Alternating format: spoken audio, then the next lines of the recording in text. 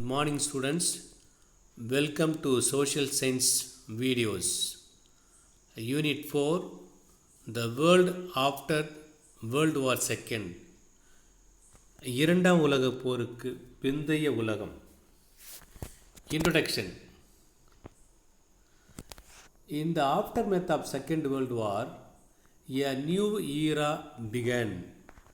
இரண்டாம் உலகப் போருக்கு பின் ஒரு புதிய காலம் உருவாகியது. இதுதான் நம்ம சொல்கிறோம்.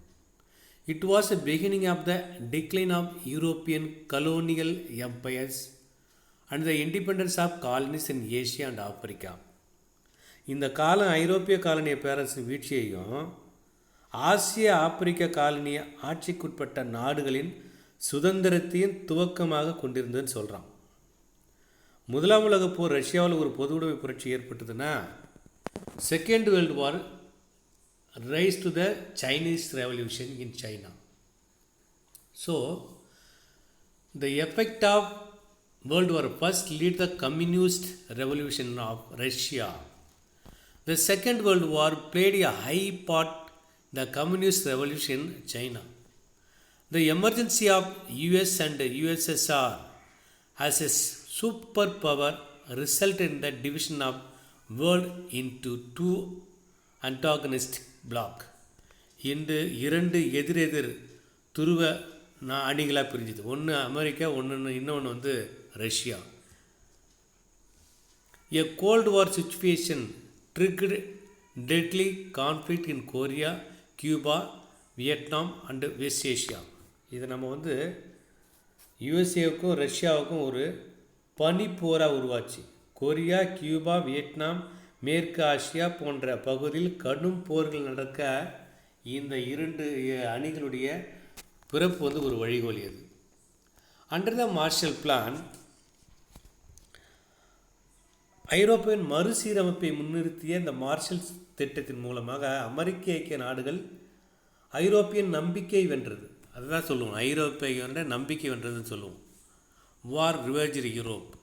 த US own the trust of great powers in Europe. Soviet Russia demonstrating the solidarity with the liberation of struggles of countries in Asia and Africa. The non alignment movement played a limited role in the containing the conflict between the two powers blocks. அணிசேரா நாடுகள் அமைப்பு இருக்கு இல்லையா, அந்த இரண்டு வல்லரசுகளுக்கு இடையே ஏற்பட்ட முரண்பாட்டை கட்டுக்குள் வைக்க ஓரளவு பங்காற்றியது. The US control European countries started the European movement from Council of Europe. This developed in the European Common Market and finally into what is today the European Union. The Cold War period ended with the fall of Berlin Wall. The பனிப்போர் எப்போ முடியுதுன்னா, Berlin சுவர் உடைக்கப்பட்ட போது தான் பனிப்போருடைய காலம் ஒரு முடிவுக்கு வந்தது. Second point, the Chinese revolution, சீன புரட்சி. China in the pre war period, போருக்கு முன்பான சீனா. இந்த போருக்கு முன்பான சீனாவுடைய கண்டிஷன் எப்படி இருந்து பார்க்கும்போது, in its long history Chinese civilisation was more advance than that of Europe. நீண்ட வரலாற்றை கொண்ட சைனாவை நம்ம சொல்லணும்னா ஐரோப்பாவை விட மேம்பட்டதாக கருதுனாங்க. ஆனால் but the end of 19th century its progress had halted. ஆனால் 19ஆம் நூற்றாண்டின் கடைசியிலே அதனுடைய வளர்ச்சி தேங்கியது. The Manchus, the ruling dynasty, had governed China since about 1650. The entire administration system was in the hands of bureaucracy of scholar officials called the mandarins, who came from the landed gentry. The mass of peasant population was poverty stricken and they suffered from the high rents, high taxes and a shortage of land. There was a very little industry, though some railways and engineering works had been built. அப்போது இந்த 1650 ஆட்சி புரிந்த அந்த மஞ்சு வம்சத்தினர் வந்து அதிகமான ஞானம் கொண்ட அதிகாரிகளாக கருதப்பட்டாங்க. அவங்கள வந்து நம்ம என்ன சொல்கிறோம், மாண்ட்ரியன்ஸ். இவங்க வந்து நிலம் கொண்டவர்களாக இருந்தாங்க. சாதாரண விவசாயிகள் அதிகமாக சாதாரண வரி அதிகமாக இருக்கிறதால வரி விதிப்பாலும் மிஞ்சிய குத்தகை வசூலிப்பதாலும் குறைந்த நிலம் கொண்டவங்களாம் என்ன பண்ணியிருக்காங்கன்னா கடுமையான பாதிப்புக்கு உள்ளானாங்க. இதுதான் நம்ம இந்த இதில் பார்க்குறோம். And also discontent with the political and economic system resulted in the number of peasant uprising. எனவே என்ன பண்ணுறாங்க, அரசியல் பொருளாதார அதிருப்தி பல இடங்களில் விவசாயிகளுக்கு எழுச்சியடை செஞ்சுது. அதன் விளைவாக in 1850-64 இங்கு ஒரு மிக முக்கியமான ஒரு புரட்சி ஏற்பட்டது. இதுதான் வந்து தைபிங் ரெபெலியன் சொல்லுவோம். 1850-64 was a major rebellion in two opium wars of 1832 and 1848. ரெண்டு வந்து ஒரு அபிநய போர் 2 முறை நடந்தது. அதுவும் வந்து மக்கள் மத்தியில் ஒரு எழுச்சி பெற்றது. China was defeated and was compel to open its ports to western powers. The opening of China to Western imperialism had to economic exploitation and the impressment of the Chinese peoples. The European presence produced a profound hatred of foreigners. European வருகை வந்து வெளிநாட்டு மீது கடும் வெறுப்பு ஏற்பட்டுச்சு.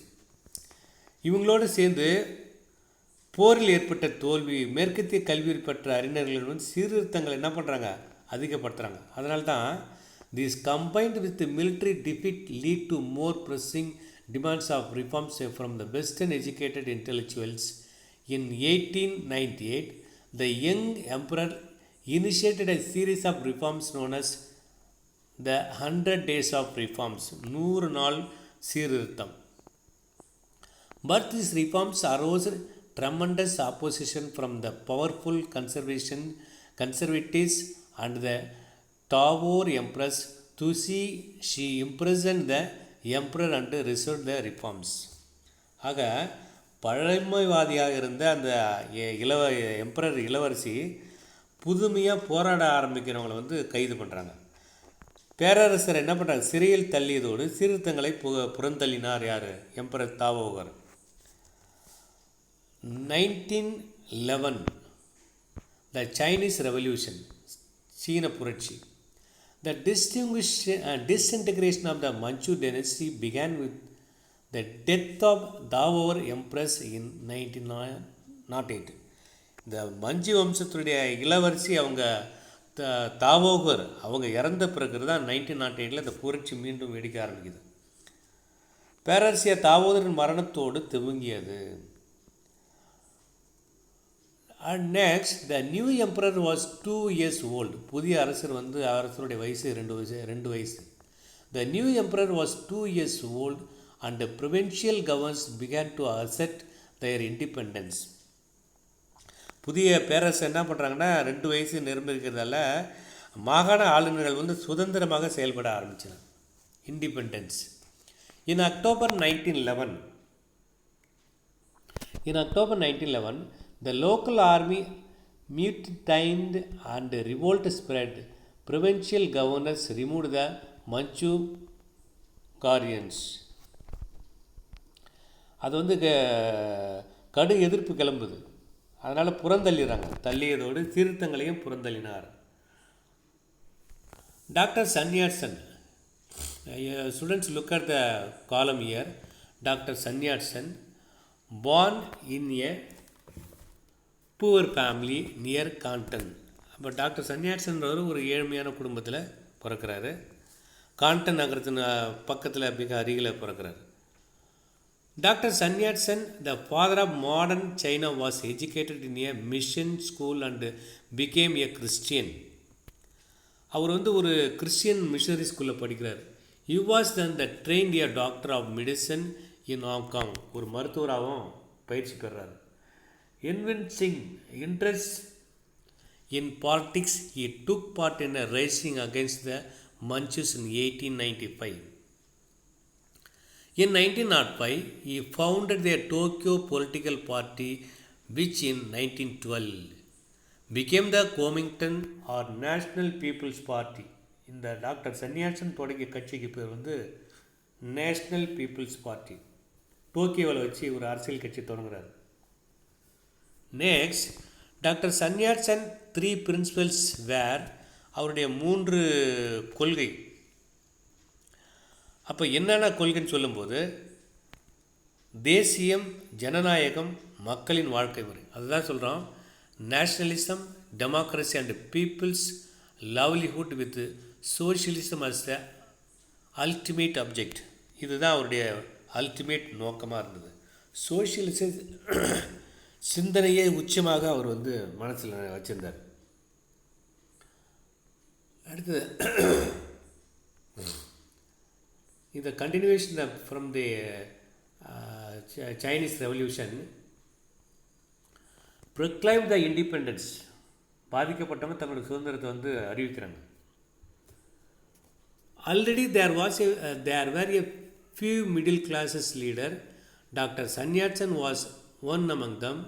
On hearing the news of raising the newspaper in United States, Sanyatsan arrived in the Shanghai and was immediately elected the provincial president of the new Chinese Republic.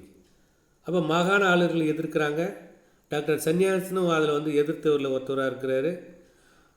அவர் நிறைய ஒரு பத்திரிகை வெளியிடுறாரு. டாக்டர் சன்யாசன் ஷங்காய் நகரை வந்தடைந்ததும் அங்கேருந்து அவர்கள் சீன குடியரசின் தற்காலிக குடியரசுத் தலைவராக தேர்ந்தெடுக்கிறாங்க.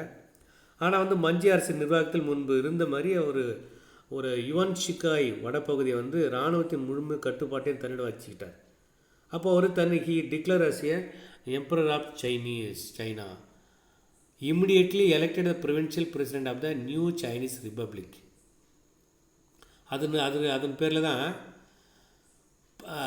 டாக்டர் சன்யாசன் பதவி விட்டு விலகச் செய்யும் முயற்சியில் வெற்றி கொண்டார்.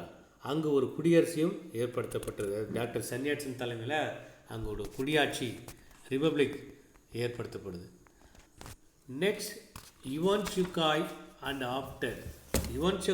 ஆஃப்டர் சொல்லும்போது, the unity of China under the Yuan Shikai lasted 4 years. On his death 1916, a new president was appointed for the next 12 years, but the government was central only in name. Communist Party of China. அப்போ சைனாவில் வந்து எப்படி communist ஏற்படுதுன்னு சொல்லும்போது, with the revolution and a break of old society, the Confucians thought was generally sidelined, and after the Russian Revolution of 1917, அப்போ Russia புரட்சிக்கு பிறகு அந்த புரட்சி கம்யூனிஸ்ட் எழுச்சி பெறுது. The ideas of Marx and the Lenin became the popular among the intellectuals. அந்த popular ideals Marx and Lenin became the popular among the intellectuals. In 1918, the Society for the Study of Marxism was formed in Peking University. Among the students who attended was Mao Tse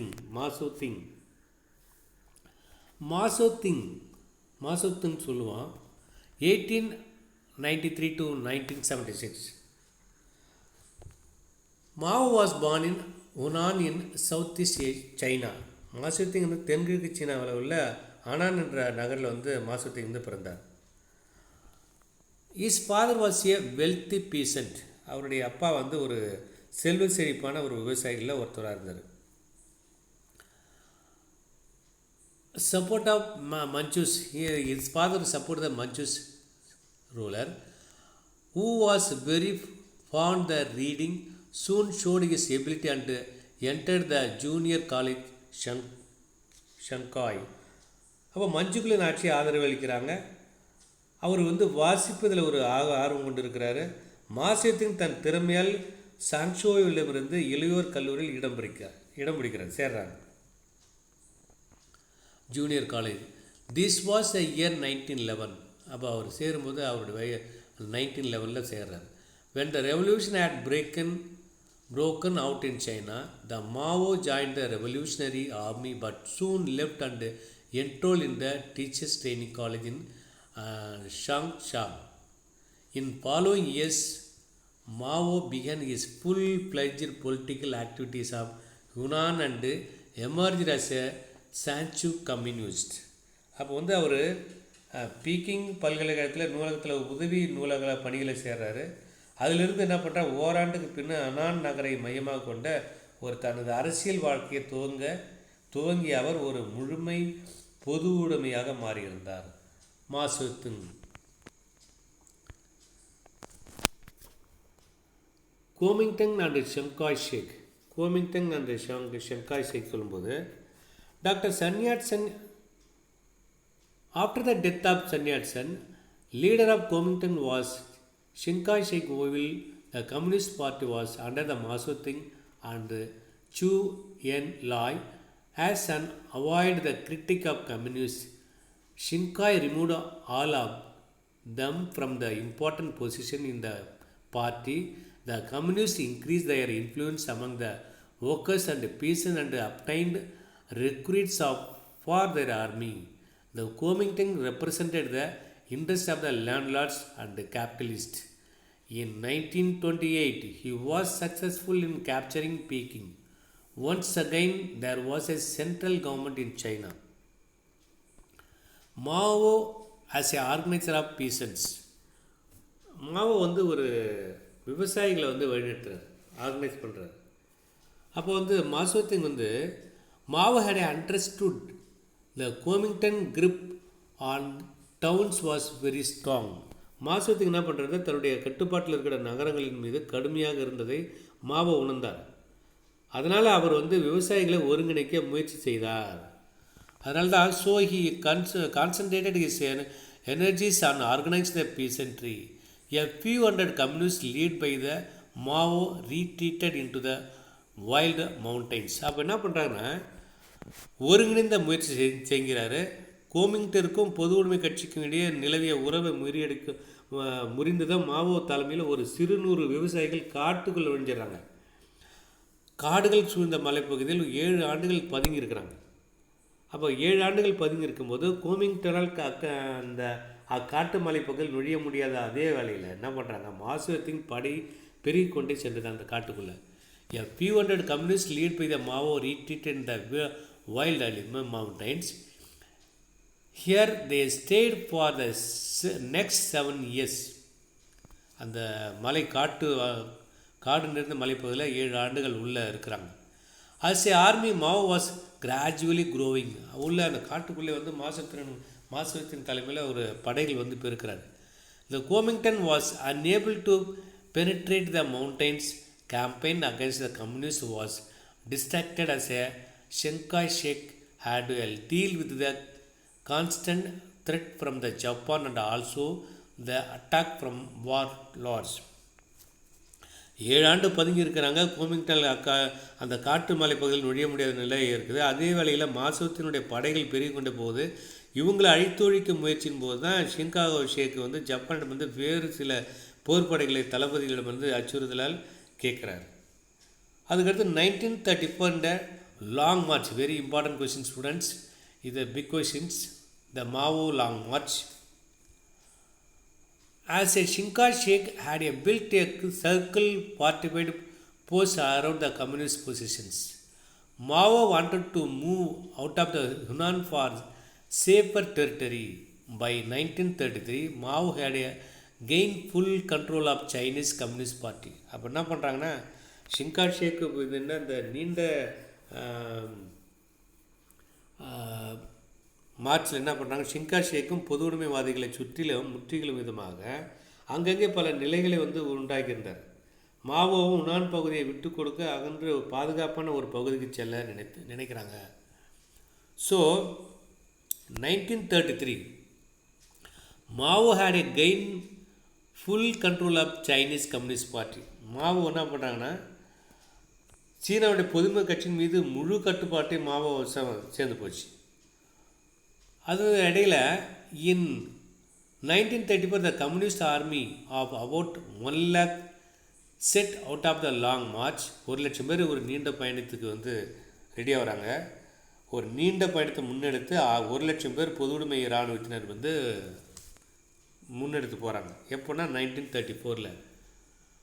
அந்த பயணம் வந்து ஒரு சகாப்தமாக மாறியது. Long march, 1,00,000 படை வீரர்களோட ஒரு பொதுவுடைமை சிந்தனை உள்ள ஒரு இராணுவம் வந்து கிளம்புது. லாங் மார்ச் அதனுடைய இது வந்து அப்பயணம் ஒரு சகாப்தமாக மாறியது. 1 lakh who set up only 20,000 finally reached the northern Sinai late in 1935. அப்போது 1934 கிளம்பி 1935 ஒரு வருஷம் கழிச்சு முடிகிறாங்க. முடியும் போது அதில் 20,000 பேர் தான் அந்த பொது உடைமை இலக்கை உடைய அந்த இராணுவ வீரர்கள் போய் அந்த ரீச்சை வந்து ஜாயின் பண்ணுறாங்க. பங்கு பெற்று தொடர்ச்சியாக கோமிங்டன் படையினாலும் தனிப்பட்ட படைகளை கொண்ட தளபதிகளாலும் எதிர்ப்புணர்வு மிக்க காட்டுவாசிகளாலும் கடும் தொந்தரவிற்கும் அச்சுறுத்தலுக்கும் உள்ளாக்கப்பட்டு அந்த 100 பேருக்கு கடமைனவங்க கடைசியில் 20,000 பேர் தான் இருக்கிறாங்க. 80,000 பேர் வழியிலே தாக்கப்பட்டு இறந்துடுறாங்க. 1935 பிற்பகுதியில் வந்து கிட்டத்தட்ட இவங்க வந்து ஒரு வருஷத்தில் 6,000 கிலோமீட்டர் நடந்து போகிறாங்க. ஷேனி பகுதியை அடைந்தனர். There were soon joined the other communists. Armies by 1937, Mao had become the leader of over 10 million peoples. அப்போ 1,00,000 பேரில் வந்து 20,000 பேர் தான் சேர்றாங்க. 6,000 கிலோமீட்டர் கடந்து ஷேனி பகுதியை சென்று அங்கே வந்து என்ன பண்ணுறாங்க, அவங்களோட பொதுவுடைமை படைகளை சேர்ந்து கொண்டன. 1937 ஆண்டில் ஏறக்குறைய 1 கோடி மக்களின் தலைவராக மாசுதிங் அங்கீகரிக்கப்படுறாரு. அடுத்தது வந்து ஜாப்பனீஸ் அக்ரெஷன், ஜப்பானிய ஆக்கிரமிப்பு. Japan continued to occupy Chinese provinces while developing Manchus as a military base. Mao believed that Chiang Kai-shek was necessary for some time to hold together Kuomintang to fight the Japanese. As a consequence of this parametric policy, the attack on communists gradually stopped. Communist victory. அப்போ கம்யூனிஸ்டுடைய ஆக்கிரமிப்பு பொதுவுடைமைவாதிகளுடைய வெற்றின்னு பார்க்கும்போது with surrender of the Japanese 1945, both Kuomintang and the communists sought to occupy the Japanese areas. In this race, the Kuomintang was successful. The cities and the railways soon fell into their hands. Even the areas around the Peking was soon controlled by Chinese Chiang Kai-shek forces, largely because of the military aid given by the USA. National People Congress. Students, we will see next videos this topic, National People's Congress. Thank you, students.